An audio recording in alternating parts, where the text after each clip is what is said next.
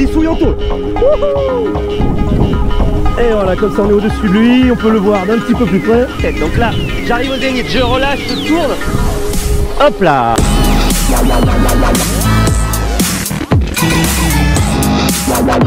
Salut Sébastien Labbé, vous êtes bien sur la TV.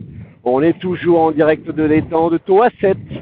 Et le vent étant un tout petit peu moins fort, je suis toujours en 7 mètres.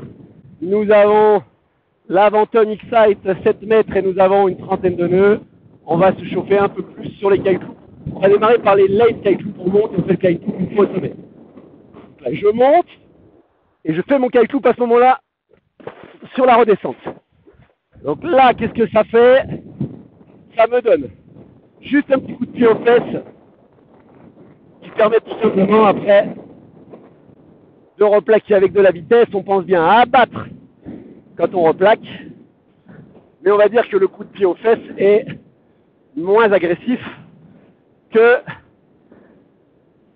le kite loop, on va dire, engagé. Après, ce qu'on peut faire aussi un peu moins engagé que ce que je viens de faire, on peut le faire juste avant qu'on retombe à la surface. Donc là, c'est celui qu'on va se faire tout de suite. Aujourd'hui, vous avez vu, je perds pas de temps en présentation ou quoi que ce soit, on est parti, on y va direct. On attaque direct, on est chaud. Donc là, on se fait le late kite. On monte et au moment où on va retomber sur l'eau, on va faire le kite loop. Donc là, je saute. Je vais retomber mon kite loop et je repars à la réception. Donc là, il me sert surtout, on va dire, à oser engager le kite loop et il me sert aussi à faire une bonne relance et à reprendre de la vitesse horizontale au moment où je vais retoucher l'eau.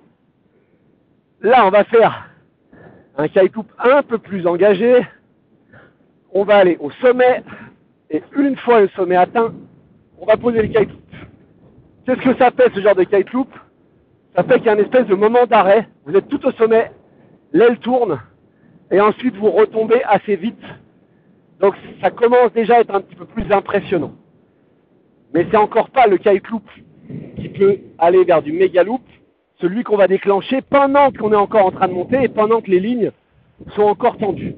Donc là, ce que je cherche à faire, c'est monter et au sommet à mettre mon kite loop. Je vais essayer de monter pas trop haut. Allez, genre là, il n'y a pas trop d'air. On va essayer de choper quand même un peu d'air. Sinon, un kite loop sans pas d'air, c'est pas très agréable. Dans 7 mètres, ça tourne. Il faut qu'il y ait plus un peu qu'il y ait d'air. Allez, donc là, admettons, je monte. Je suis au sommet, je tourne. Voilà. Je suis au sommet, je tourne. Voilà. Et vous avez vu que j'ai fait ce qu'on appelle une sorte de petit heli loop. C'est-à-dire que j'ai envoyé un down loop une fois mon kite loop terminé.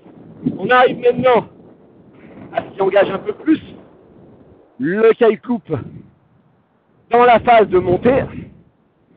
Et donc, bien entendu, plus vous allez le déclencher tôt dans la montée, plus vous allez vous faire éjecter à l'horizontale, plus vous allez le déclencher tard dans la montée, moins vous allez vous faire éjecter.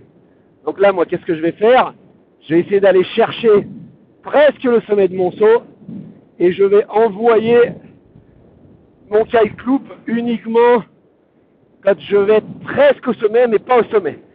Quel effet ça va avoir par rapport au kite loop précédent où j'attendais le sommet? Là, je vais quand même me faire shooter un peu, je vais avoir un petit coup de pied aux fesses, ça va m'allonger un peu en l'air et il va falloir que je tire beaucoup plus sur la barre pour faire un heli loop pour revenir sous mon kite puisque je risque de dépasser mon kite en prenant un peu de vitesse. Là, on va essayer d'y aller quand même tranquillement. Je vais peut-être prendre un tout petit peu de trim. Ah, je me chie, ça y est, je sais que je dois engager. Je me chie. Allez, cocotte. On va faire un saut pas trop engagé quand même. Je monte, je tire. Je monte, je tire.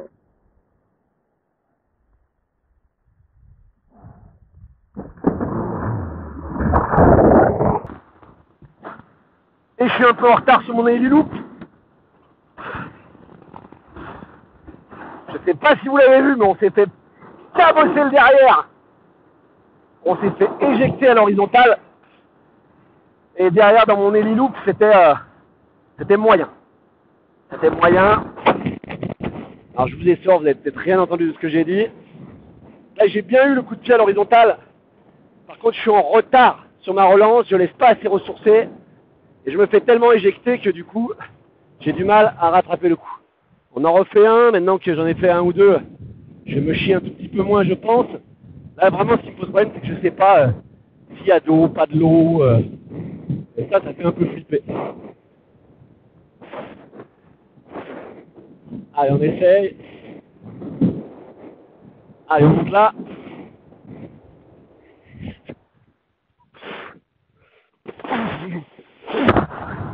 Wouh!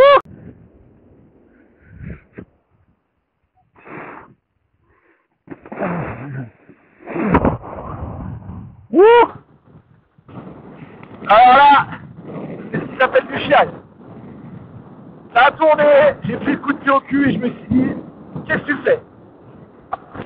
Et l'e-loop, où tu gardes ton aile du côté où elle est, j'ai hésité et je l'ai payé.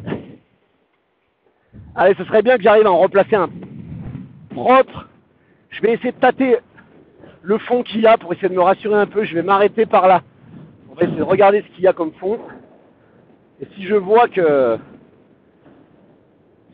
a assez de fond, ça déjà ça me soulagera un petit peu. Donc pensez bien, une fois que ça a tourné, que vous avez pris le coup de pied aux fesses, à choquer. On va s'arrêter là, on va regarder s'il y a de l'eau. Pensez bien à choquer. Oh, il n'y a pas beaucoup d'eau quand même. Il y a ça jusqu'à la taille. C'est quand même un peu couillu. Bon, écoutez, je vais resserrer un peu le harnais parce que pareil, je me retrouve avec le harnais jusqu'au gosier. Après chaque kite loop. Pensez donc bien à faire ressourcer le bazar après votre kite loop, histoire d'avoir l'aile qui replaque correctement. Là, on va essayer de faire ressourcer correctement. Ouais, c'est un peu plus fort.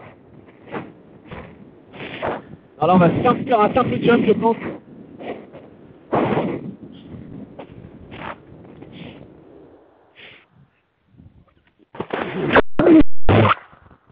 Ah, j'ai bien fait.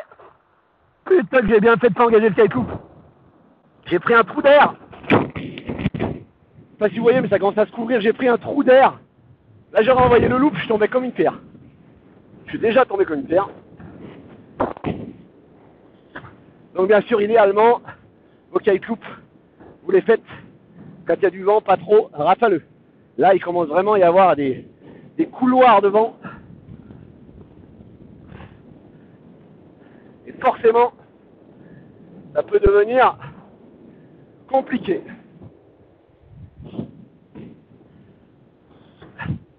Écoutez, on va essayer. On va envoyer tardivement.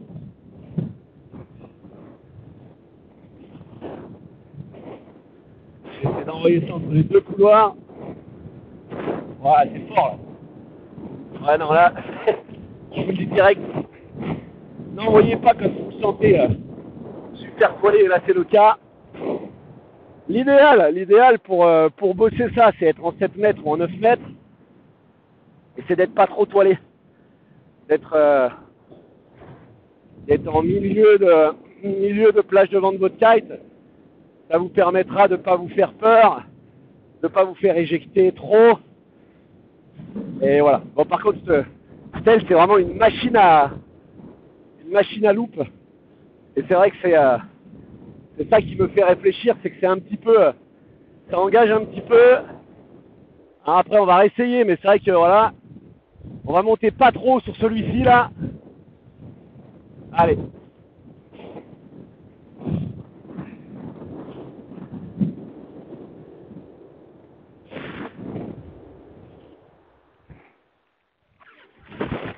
Yes là. Pareil là, vous voyez, au lieu de faire le simple kite loop, je fais le double pour ma ressource. Parce que le kite tourne tellement bien que je préfère mettre un deuxième kite loop plutôt que de passer par le Dunlop. Alors après, je me suis un peu chié, hein, j'aurais pu envoyer beaucoup plus.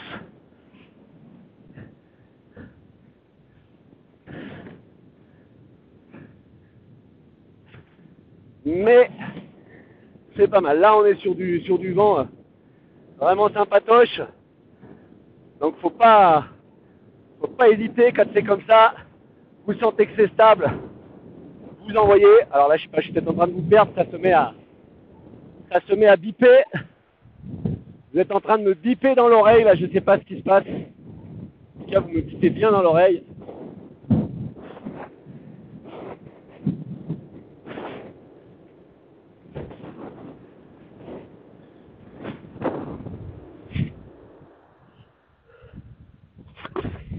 Pas osé.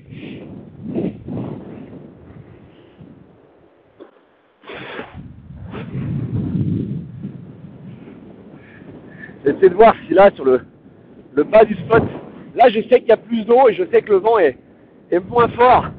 On va essayer de terminer cette vidéo sur un vrai méga loop où je vais essayer d'envoyer un peu plus fort. Alors, on est parti.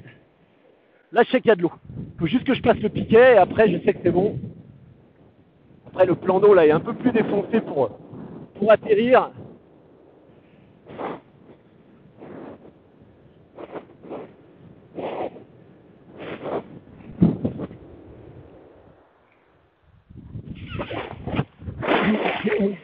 Ah!